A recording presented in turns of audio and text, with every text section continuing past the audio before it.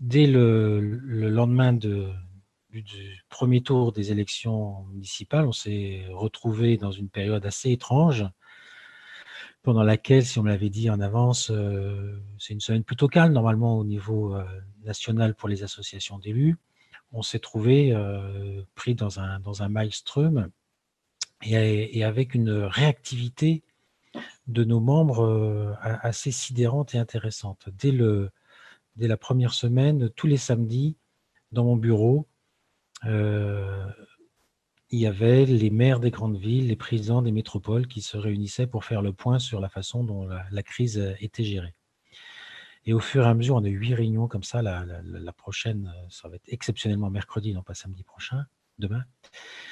Et on a pu voir un certain nombre de choses se révéler ou même se conforter. C'est-à-dire qu'en fait, si je voulais déjà tirer une petite leçon à chaud, c'est que tout ce qu'on disait dans nos colloques, dans les séminaires depuis un certain nombre d'années sur la façon dont est organisée la décentralisation en France, avec tout ce qu'on expliquait comme étant des irritants, des choses qui ne fonctionnent pas, qu'il serait bon d'améliorer, etc., se sont révélés comme étant effectivement des vraies difficultés et qui pouvaient aussi poser un certain nombre de problèmes. Et donc, ce que je voudrais dire, c'est, première leçon, lorsque l'on prônait plus de décentralisation, plus de déconcentration et plus de différenciation, pour reprendre les termes qu'on a utilisés, qu'on essaye de faire porter par ce nouveau gouvernement comme par les précédents, eh bien, on s'aperçoit que c'est bien dommage qu'on n'ait pas pu aller plus vite, plus loin déjà avant, parce que je pense qu'on aurait été sans doute plus efficace dans la gestion de cette crise. Plus de décentralisation, c'est quoi? C'est plus d'autonomie et de responsabilité au monde local. Heureusement, dans cette période de crise, eh bien, les collectivités n'ont pas forcément regardé de façon extrêmement précise ce qu'elles pouvaient faire ou ce qu'elles ne pouvaient pas faire. Et heureusement, il faut l'avouer, l'État a été également assez réactif dans sa capacité à faire bouger les lignes avec une loi urgence, une trentaine, une quarantaine d'ordonnances. Donc, on peut saluer cette réactivité, mais en même temps se dire que si on avait eu un monde plus souple dans lequel on avait plus de latitude, peut-être qu'on n'aurait pas été dans l'obligation de se mobiliser de façon aussi forte pour faire changer un carcan réglementaire et législatif quand même assez lourd. Le deuxième sujet, c'est celui de la déconcentration, dont on voit bien qu'il faut encore l'accélérer, et notamment la difficulté que l'on a dans la relation avec l'État décentralisé, déconcentré, par exemple, avec les différences de réactivité des différentes ARS, dont il va falloir faire le bilan dans les semaines qui viennent, mais également des préfets, des directs, etc. Bref, là aussi, leur donner plus d'autonomie et de responsabilité au niveau local, si elle l'avait déjà eu, ça nous aurait permis certainement d'être plus efficace encore.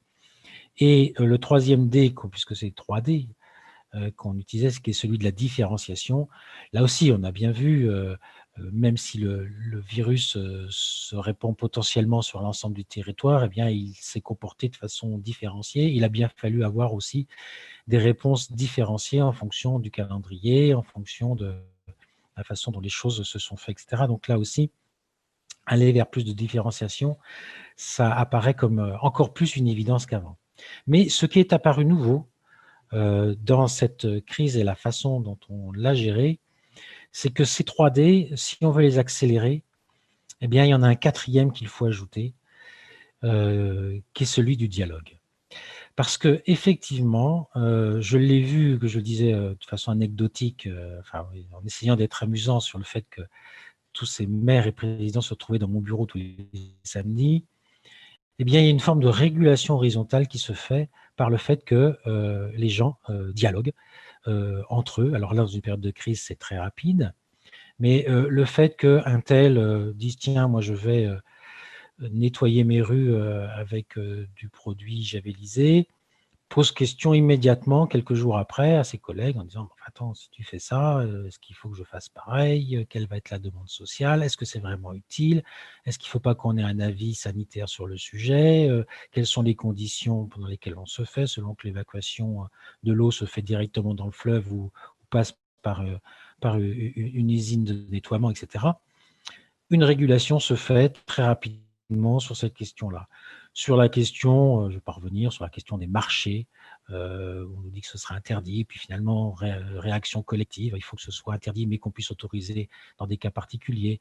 On a eu la question, évidemment des masques, où très vite, les maires, se sont dit: «Il va bien falloir qu'on anticipe la demande sociale de masques, quelle que soit la solution que l'on trouve, et puis il faut bien qu'on soit, aux côtés, de nos établissements, de nos EHPAD, de nos CHU et compagnie». Donc, ce que je veux dire, c'est qu'on a vu très vite cette régulation dans un temps de crise rapide et qui pour moi a mis en évidence que dans une France qui serait plus déconcentrée, décentralisée et différenciée, ce rôle de régulation horizontale et de dialogue est absolument nécessaire et doit être pensé et doit être organisé.